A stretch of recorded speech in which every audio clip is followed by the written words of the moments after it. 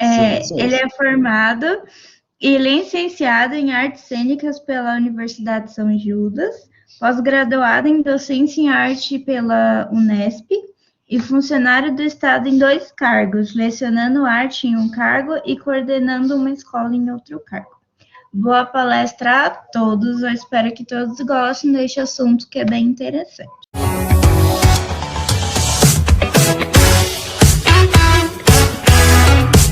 Eu sou um criador de pombos correios, né, que chama-se columbófilo, ou seja, é alguém que faz do pombo correio um desporto. E aí eu vou apresentar aqui os slides que eu preparei para vocês. Na minha cabeça, eu fiz uma sequência no qual vocês possam ter um conhecimento amplo sobre o que é exatamente a colombofilia e como ela funciona. Óbvio que pode ser que eu tenha deixado de falar alguma coisa que algum de vocês acha importante, é só perguntar no final que o que estiver à minha alçada eu esclareço, tudo bem? Existe uma federação columbófila internacional. Essa federação, hoje no mundo, ela é presidida por um português e o vice-presidente é um belga. Coincidentemente ou não, ou melhor, coincidentemente não, talvez porque nesses 2 países nós tenhamos os 2 maiores polos de criadores de pombos correios e de competidores dentro da colombofilia, né? Eu acho que Bélgica e Portugal, eles disputam ali pau a pau onde tem maior número de competidores e onde tem os melhores, as melhores aves que são negociadas a valores astronômicos. Dentro do Brasil, nós temos uma federação columbófila brasileira, né? Eu até pus aqui o site para quem quisesse pesquisar e se interessar.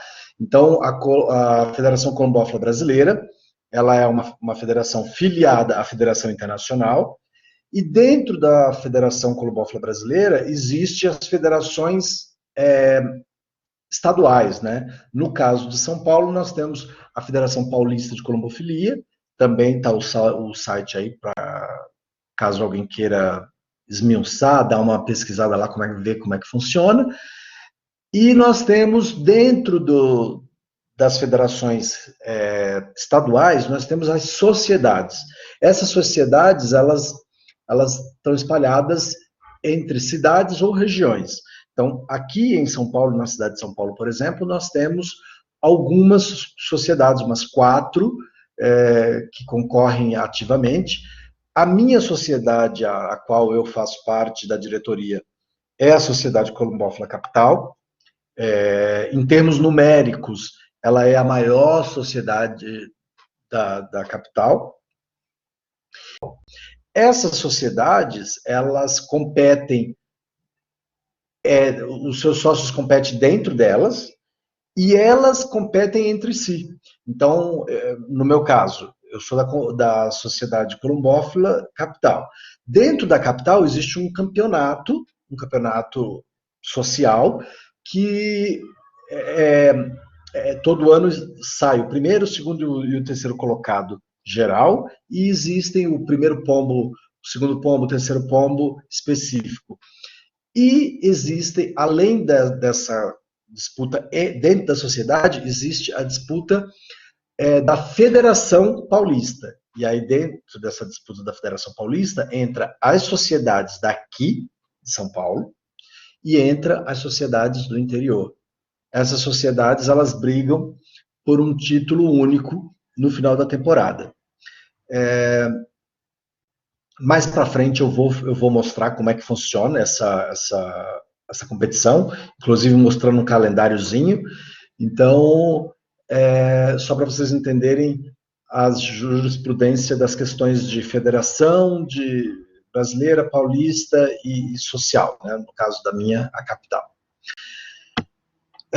Aqui nós temos 2 tipos básicos e que eles são essenciais, assim. Existem algumas ramificações de diferenças entre esses dois tipos, mas as instalações para o pombo-correio são basicamente essas duas. Um tipo de poleiro, que é esse poleiro em forma de chapeuzinho, e um tipo de poleiro, que é esse forma de casulo.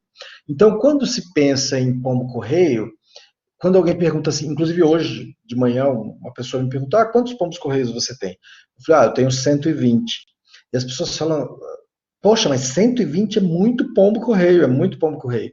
Mas para um plantel competitivo, eu não vou dizer também que é pouco, mas não é tanto assim, porque uma competição de pombo-correio, ela começa com 180, 200 quilômetros e ela vai até 800, 900 quilômetros. Então, se você não tem um plantel forte, a possibilidade de você ganhar é mínima.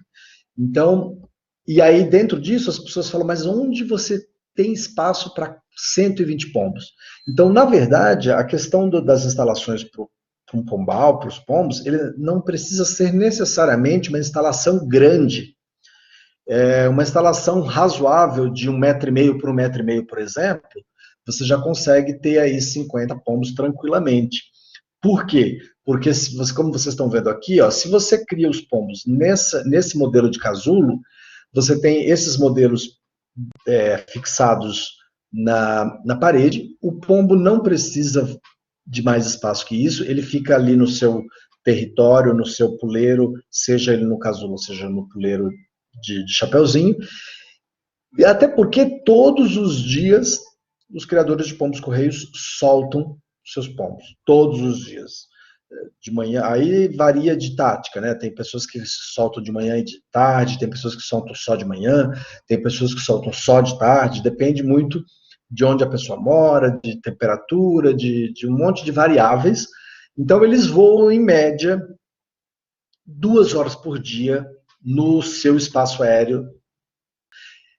Então, quando eles entram para o pombal, eles não precisam de espaço para voar, porque eles já voaram muito, já se exercitaram muito, então eles ficam basicamente nos seus puleiros, eles descem para o chão do pombal para beber e para comer, às vezes nem comer, porque no meu caso, no meu pombal, por exemplo, não tem coxo dentro do pombal. No meu pombal tem um corredor, e nesse corredor é que eu ponho a comida. Então eles comem e depois eles vão para dentro dos seus pombais, dos seus respectivos pombais, né? Os pombos-correios, como qualquer... Epa, pulei uma aqui. Como qualquer ave com criação controlada, elas são anilhadas e essas anilhas elas são adquiridas pela Federação Brasileira.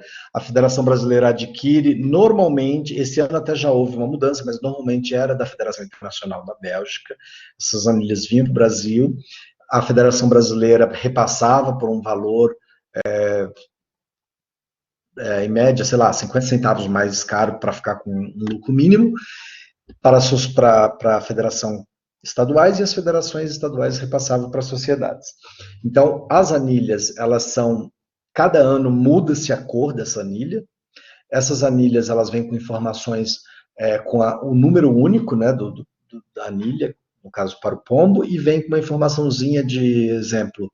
No caso aqui, que está aparecendo aqui na tela, tem até um Japão aqui, que essa anilha, esse modelo que eu peguei, provavelmente foi do Japão.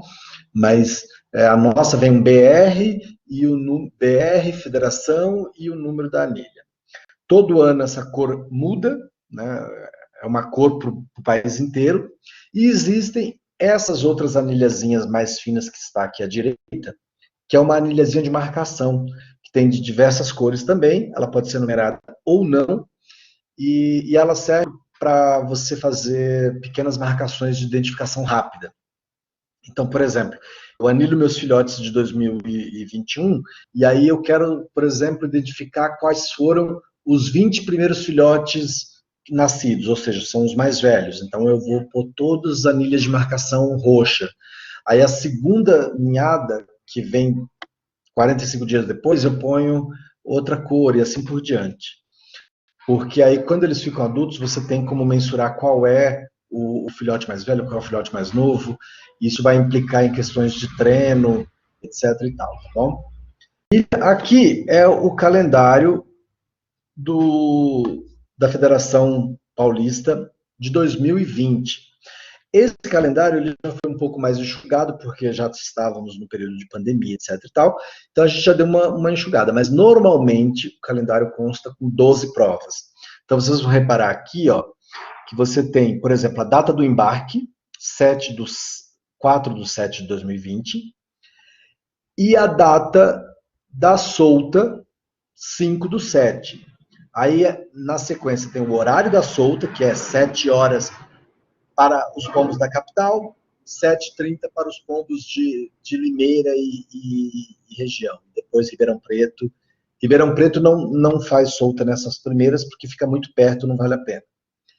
Então, vocês reparem aqui que tem a quilometragem, ó, 7 horas, o horário da solta, e lá na frente, São Paulo, Santa Rita do Passa Quatro, tem São Paulo 220 quilômetros, ou seja, a primeira prova vai ser, foi, no caso, 2020, 220 quilômetros de Santa Rita do Passa Quatro para São Paulo, a solta. Na semana seguinte, você que já sobe para 270 e já é em Cravinhos. Na terceira, já foi Jardinópolis, que sobe para 304 quilômetros. E depois, já em São Joaquim da Barra, 350 quilômetros. E a última de velocidade, já em Uberaba, Minas Gerais, 444 quilômetros. Essa quilometragem de 440 quilômetros é uma média. Às vezes dá 400, dependendo da cidade escolhida. De um ano para o outro muda uma cidade, mas normalmente é mais ou menos essa rota. Então, o que acontece? Até 400 quilômetros é considerado um campeonato de velocidade. Então, o calendário desportivo da colombofilia é dividido em velocidade, meio fundo e fundo. Vocês reparem que aqui nesse calendário só vai ter velocidade e fundo. Por quê? Porque as competições de meio fundo, elas são 3 só. E como esse ano foi de pandemia e foi encurtado o calendário, foram retiradas exatamente as de meio fundo. As de meio fundo dá em média 500 quilômetros, 550, 580. Então aqui vocês reparem que da última de velocidade, que foi Uberaba, 444 quilômetros, a próxima já foi para Catalão, em Goiás, de 614 quilômetros. Então como é que acontece isso? O caminhão da federação tem um caminhão todo preparado e feito só para isso, com instalações específicas, com bebedouros, com comedouros, com ventilação, inclusive. Esses pombos de todas as sociedades de São Paulo vão num determinado local, estipulado previamente pela federação, que é o local do embarque. Normalmente era na Jaguaré. Esse ano vai mudar, porque mudou tudo, mudou a diretoria, e enfim, vai mudar tudo. Mas normalmente era no Jaguaré. Todos os criadores de todas as sociedades levam as suas equipes até lá. Cada um dos competidores pode mandar uma equipe de 35 pombos por prova. Então, essa equipe de 35 pombos é colocada no caminhão, num dia antes à tarde, o caminhão viaja durante a noite, e no dia seguinte eles são soltos às 6h30 ou 7 horas da manhã, dependendo de onde for o local. Quando passa-se para provas de fundo, que são mais longe, o embarque passa a ser não mais no sábado, ele passa a ser na quinta. Normalmente, nos pombais, essas aves são separadas por gênero. Normalmente, machos e fêmeas não ficam juntos, não se misturam. Por quê? Porque a ideia é não deixá-los procriar, porque senão, como qualquer ave, eles procriam muito. Então, eles são separados. Normalmente, os criadores de pombo-correio têm espaços onde os machos e as fêmeas são separadas, e ainda tem espaços para as fêmeas reprodutoras e os machos reprodutores também separados. E só na época específica do ano de reprodução é que junta o macho e a fêmea, que cada competidor gostaria de ter filhotes daquele casal, e junta-se o casal. Esses casais, normalmente, a partir do momento que você junta os casais, 8 a 10 dias depois, a fêmea bota, né, o primeiro ovo. Do primeiro ovo para o segundo ovo, normalmente leva em torno de 2 dias para ser botado os 2 ovos.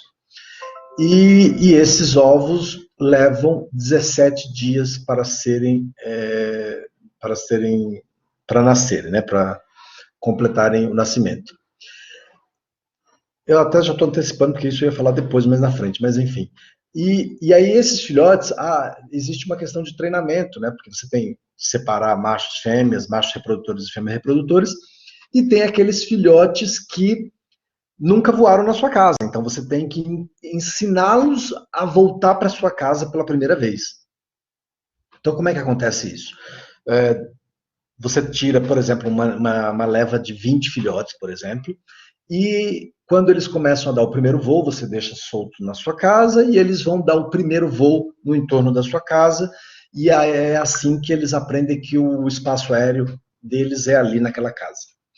Quando eles já estão voando todos juntos, ou junto com os adultos, ou só os filhotes separados, não importa, eles estão voando em média uns meia hora, 40 minutos no entorno da sua casa. Quando eles já estiverem de mais de 3 meses, você pode pegar esses filhotes, levar, por exemplo, a 15, 20 quilômetros e solta esses filhotes, que eles vão retornar para o seu pombal.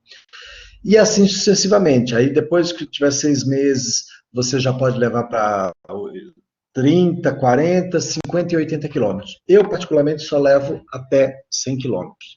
Para treino de competição, é bem semelhante, porém, você tem, assim, todo ano, mesmo aqueles adultos que já competiram, você tem que ativar a memória deles. Então, você está fazendo o treino com os filhotes, você leva os adultos também junto com os filhotes. Eu, particularmente, levo os filhotes sozinhos até uns 40 quilômetros, e depois, quando passa de 50 quilômetros, eu junto os adultos junto dos filhotes e solto todos juntos. Então, essa é quando pergunto como é que se treina um pombo-correio. O treino do pombo-correio é esse. O pombo-correio não vai para lugar nenhum, ele só volta para sua casa, né? Então, o mito do pombo que leva uma informação realmente é um mito, só não existe. Ele só volta para o seu lugar de origem, de onde nasceu.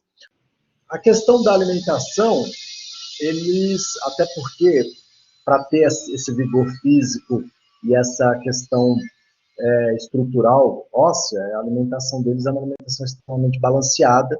Então, a alimentação é basicamente girassol miúdo, lentilha, ervilha, sorgo vermelho, sorgo branco, trigo e o milho como a base maior de todas essas outras sementes. Então, você tem milho numa quantidade um pouco maior e essas outras sementes diluídas em quantidades menores.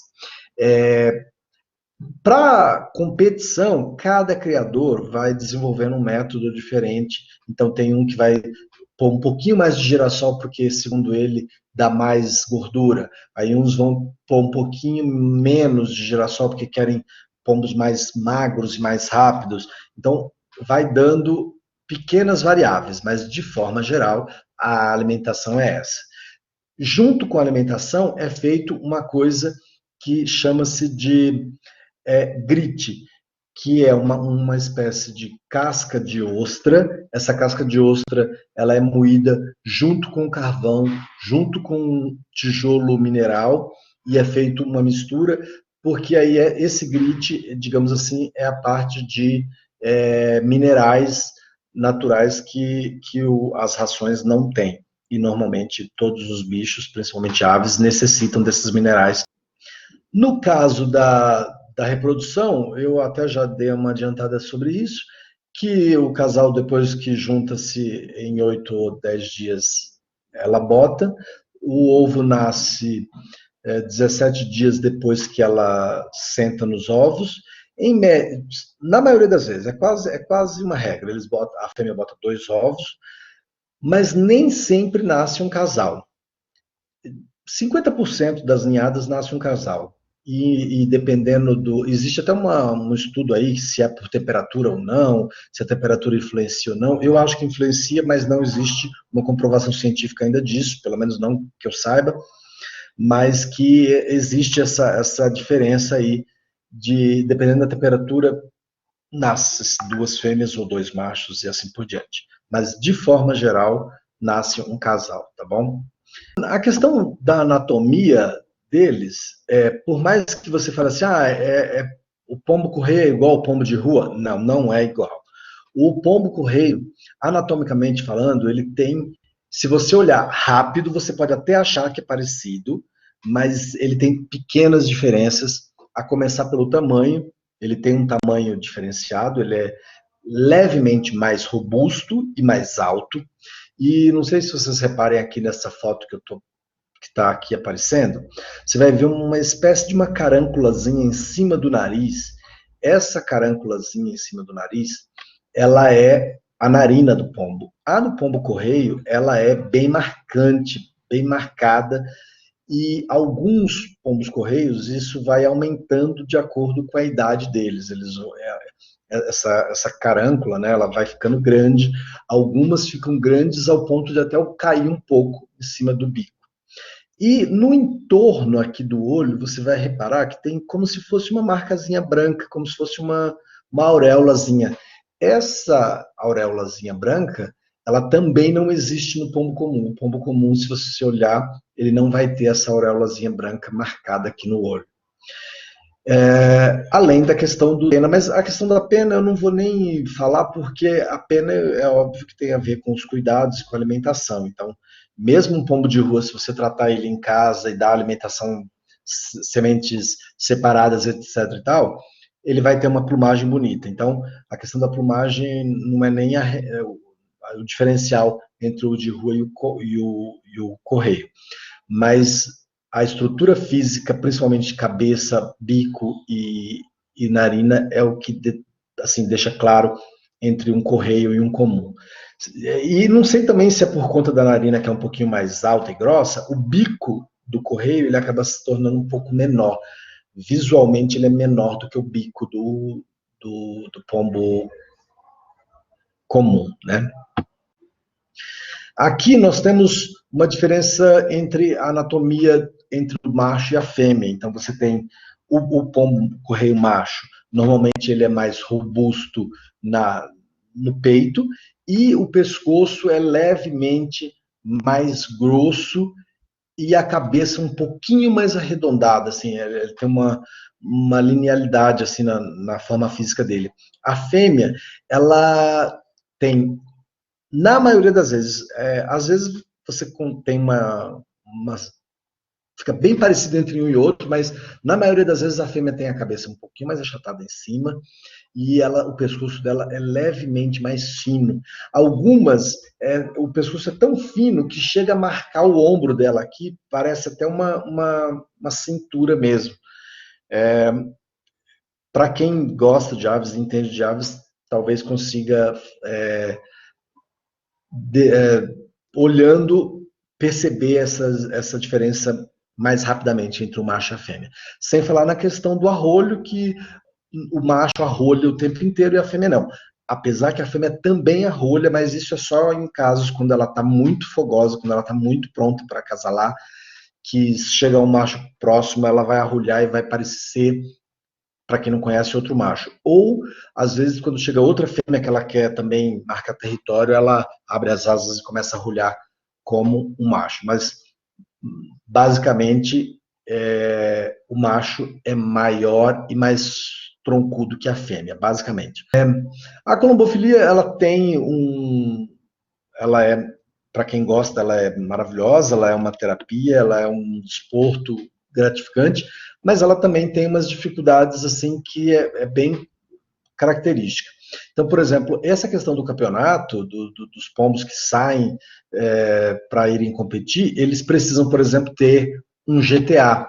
E esse GTA, talvez vocês até saibam mais sobre GTA do que eu, porque eu não sou especialista nisso, mas é uma licença veterinária para poder sair do estado com essas aves. Então, cada vez que o caminhão vai sair do estado de São Paulo, ele precisa ter esse GTA de liberação. Esse GTA, pelo que me consta, não basta ser veterinário para ter, você tem que ser veterinário e ter, não sei se é uma especialidade ou se é uma licença especial na prefeitura para você poder emitir esse GTA, Não sei dizer exatamente como é que funciona, mas eu sei que é uma coisa que é chata para a federação, porque todo ano tem que ser feito isso, e é uma burocraciazinha bem chatinha.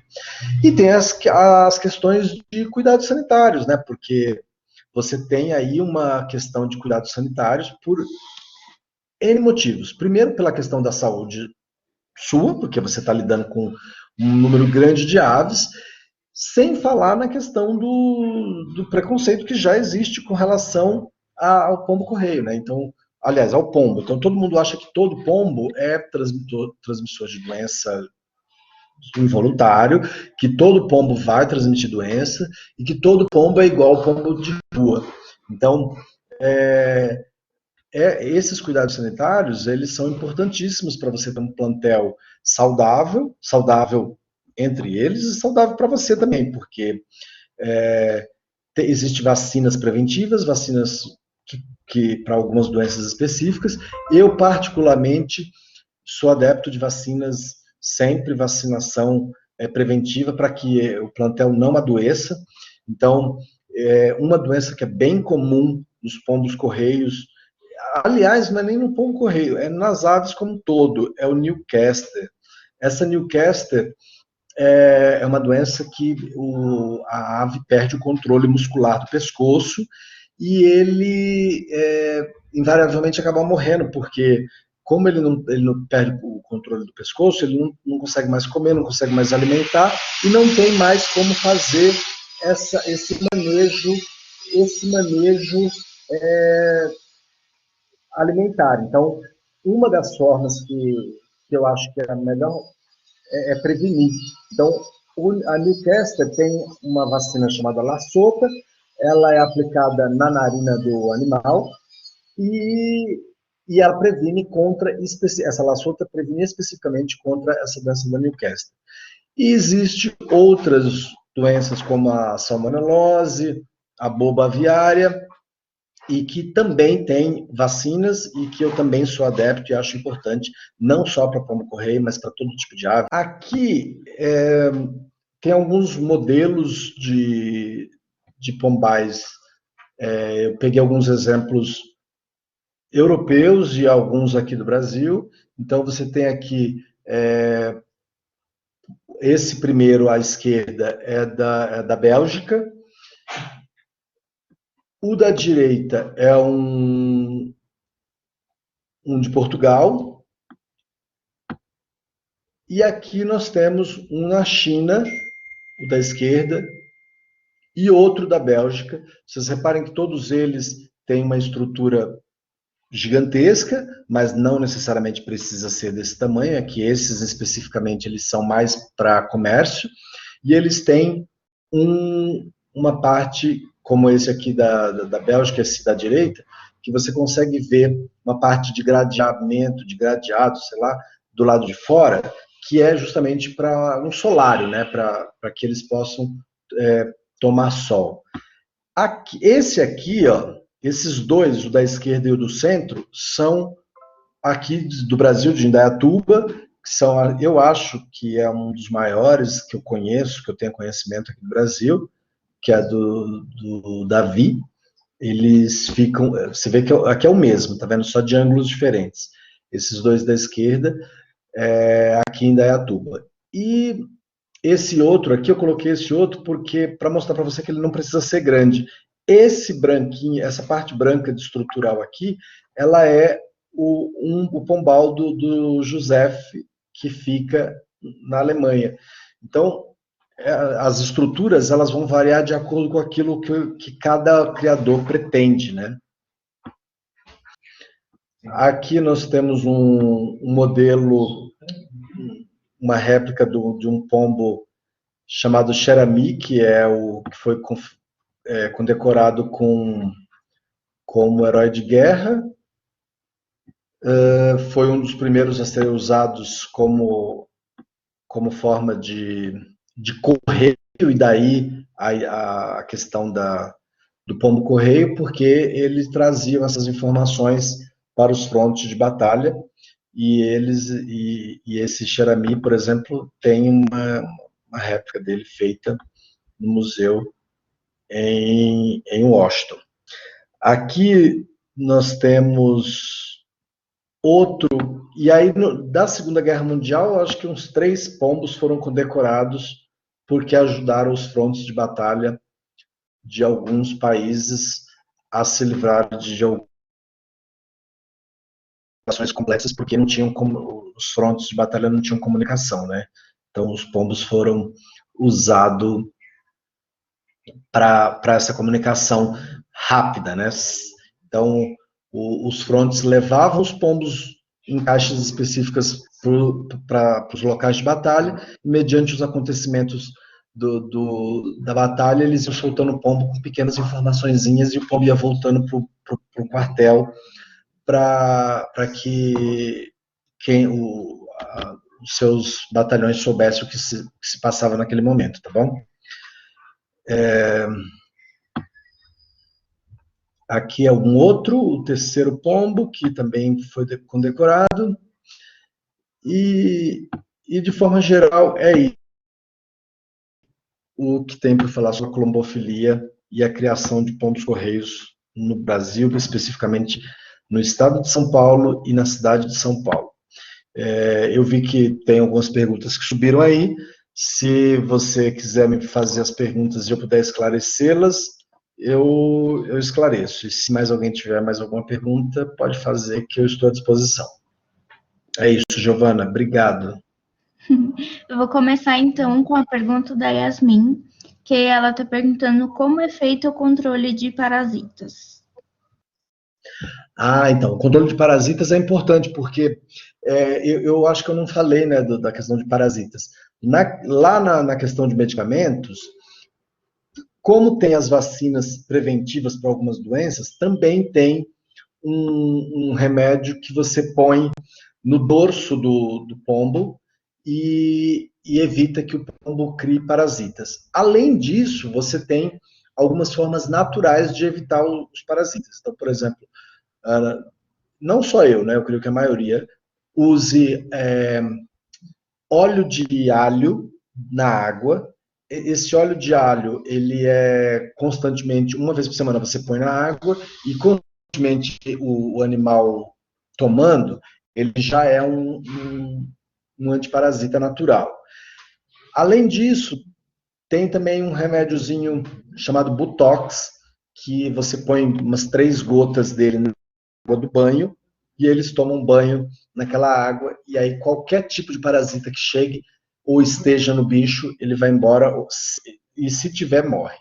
Então, eu faço esse controle semanalmente, e eu creio que todo colombófilo faça. Sempre, uma vez por semana, põe lá uma bacia de água para eles tomarem banho, e nesse banho vai esse Botox, ou algumas pessoas que gostam de coisas mais naturais usam vinagre de maçã, que também funciona como um antiparasita, entendeu?